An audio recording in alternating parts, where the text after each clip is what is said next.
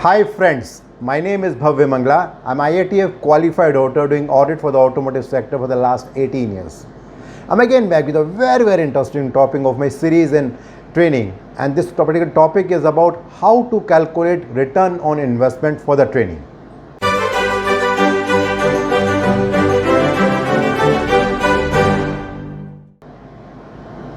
Well, in our day-to-day life, we do ROI, return on investment. We go to a movie and then we come back, we try to find out that whatever time and money that we have spent, whether it was really worth or not. When we are watching a web series, binge watching for 6 hours, 8 hours, 10 hours, after doing that, at times we think that whether it was really worth spending the entire night on that or not. As simple as, in our relationship also, we also try to find out that what is the return on investment that I'm getting, even though it's not good, but this is what we are doing knowingly and unknowingly in our life. So in this particular video, when I'm going to talk about return on investment, I'm going to talk about what exactly is ROI, why it is important, how to calculate ROI, how we can improve the implementation of ROI, then what are the challenges that we are facing while implementing ROI, what are the benefits we can get, and what are the industry challenges which are there. So before talking about ROI or return on investment on training, the first very important thing is about training effectiveness monitoring. And there are 5 different ways in which effectiveness of the training can be monitored. And all these 5 models include, the first one is about Kirkpatrick model, the second one is a Phillips ROI model, the third one is Kaufman's 5 level of evaluation, the fourth is Anderson's model of learning evaluation, and the last is Summative and Formative Evaluation. So let's start with the first thing, that what exactly is ROI. So when we talk about ROI in a very simple and the layman language, whatever investment that we are doing for a particular thing and whatever is the output that we are getting, whether it is more than what has been invested, and whatever is a target, whether that has been achieved or not. If it is achieved, it means it is good. If it is not achieved, then it is bad. We need to identify the reason and then we need to improve it further. To put it in a different way, as per Jay Balis, it's very important to understand that whatever we are gaining, it can be the return on investment, it can be the return on expectation, but whatever it is, it should generate the greatest benefit at the lowest possible cost. Now the next important question comes is that why ROI is important. Now very simple answer is it is important for the top management. Unless and until whatever trainings that we are getting in any organization, it is improving the bottom line of the organization. It is helping the organization to improve their productivity. It is improving the organization to improve their quality and cost. I'm talking about QCD, quality, cost and delivery. It hardly matters what we are doing with respect to the trainings. And if we link it with IATF 16949, it is talking about 3 key things. The first thing is about continual improvement. The second thing is with respect to emphasizing defect prevention. And the third thing is talking about reduction of variation and waste in the supply chain. When we talk about continual improvement is with respect to QCD, quality, cost and delivery. That whatever training that we are providing, is it improving the quality of the product? Is it improving the cost, whether it is going down or not? And is it improving our delivery performance in different processes? It is not only the end customer, but starting from the supplier till the end, whether it is improving or not. The second, when we are talking about emphasizing defect prevention, the intent is that in the entire supply chain, whatever is the rejection ppm at that moment, whether it is getting down or not. If it is going down, it means yes, the training is effective.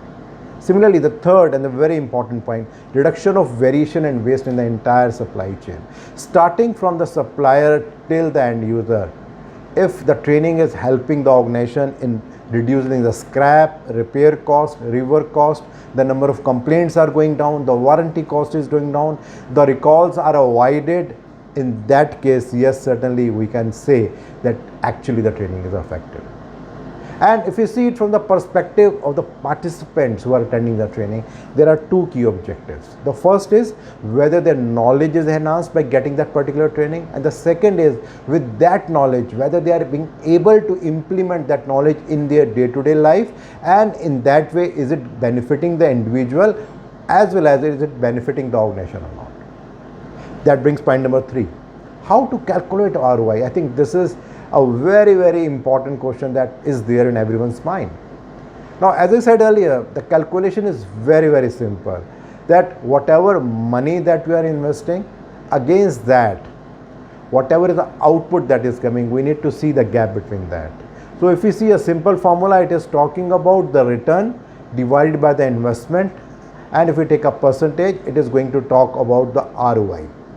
Now let's take an example of couple of trainings. Say for example, an organization has planned a training of SPC, Statistical Process Control.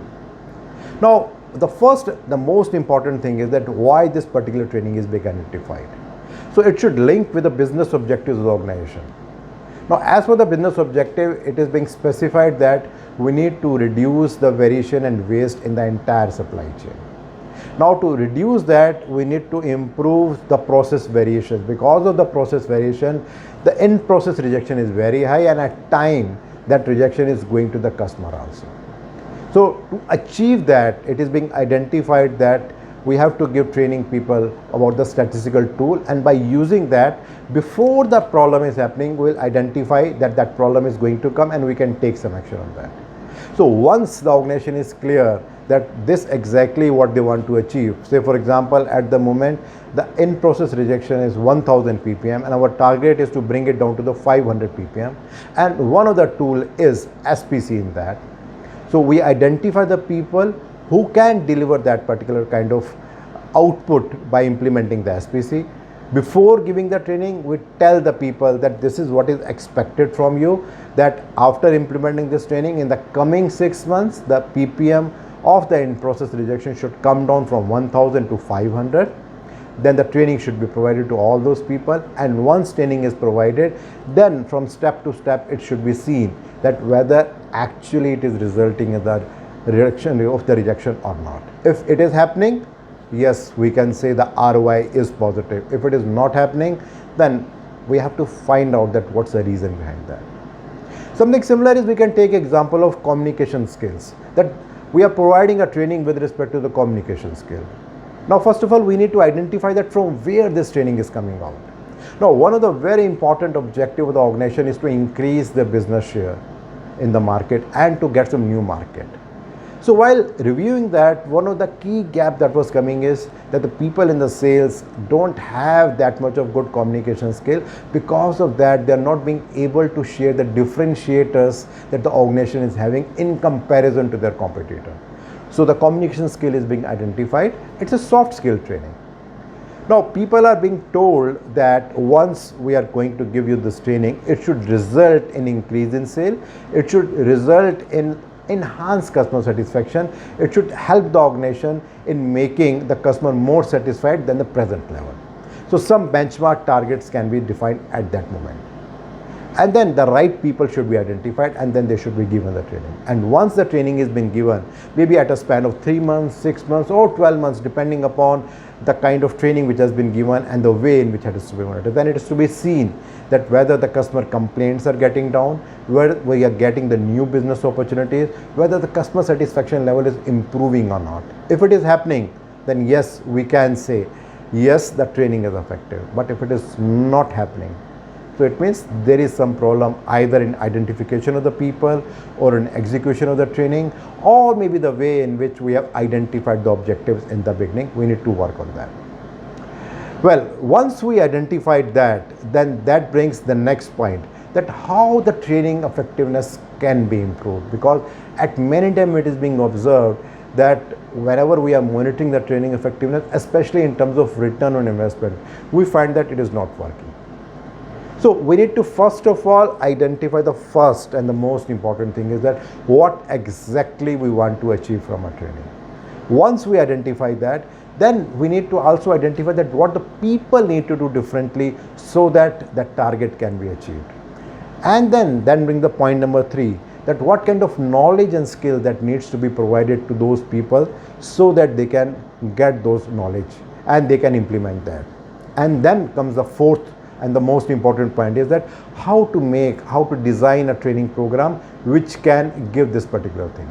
And once we do that, that will result in all the things that we are looking for it. So it is not that we need to identify the training first. First of all, we need to identify what exactly we want to achieve, then what needs to be done to the people so that they can achieve that, then what kind of knowledge and skill to be given to the people so that they improve, and then finally the kind of training that needs to be provided.